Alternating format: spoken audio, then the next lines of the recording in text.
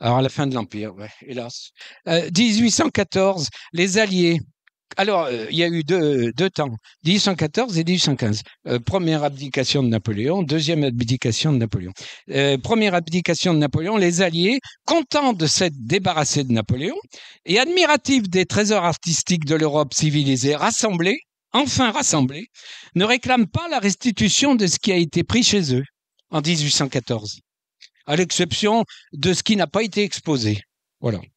Et en 1815, alors là, retour de bâton.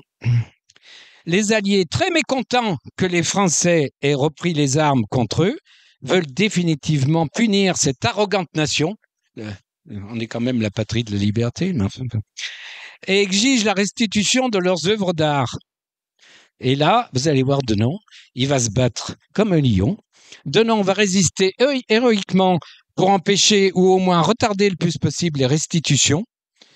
Alors, les Prussiens, ça ne m'étonne pas, les Prussiens sont les plus méchants, sont les plus intraitables. Denon refuse à 4 reprises les demandes du commissaire prussien qui s'appelait von Ribbentrop.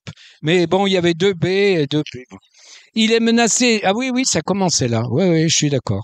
Il est menacé d'être envoyé dans une forteresse de Prusse orientale. Denon est menacé, hein.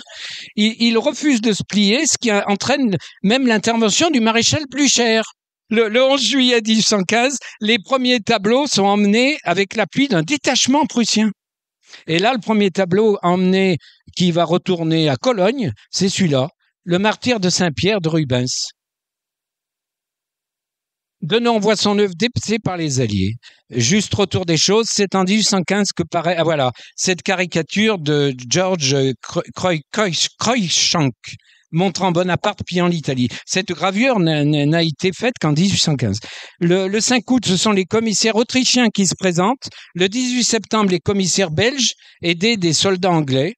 Vivant Denon donnait d'une main, retenait de l'autre, fatiguait l'adversaire par toutes sortes de chicanes.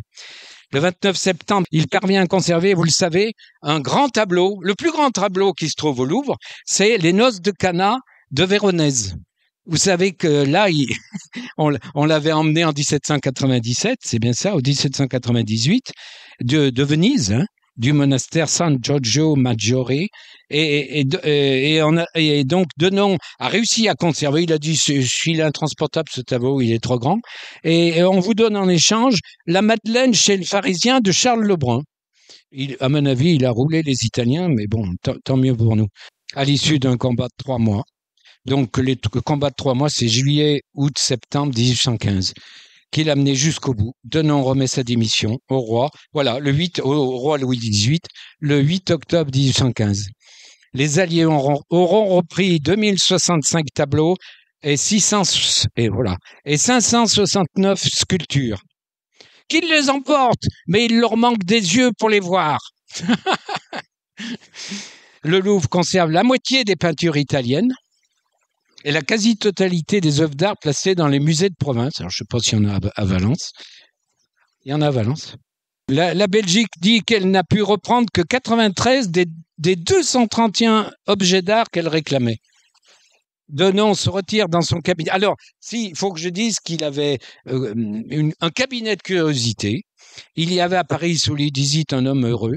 Sa collection occupe une suite de 6 appartements le long des quais de la Seine, là. Il a le plaisir de recevoir plein de visiteurs de l'Europe entière. Ouais, j'ai fini puisque j'arrive malheureusement à sa tombe au Père-Lachaise. Il meurt à 78 ans le 28 avril 1825. Il aurait pris froid lors d'une vente aux enchères.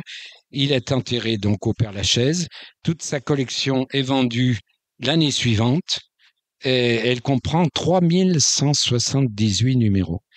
Et en 1856, on donnera son nom au pavillon marquant l'entrée du Louvre.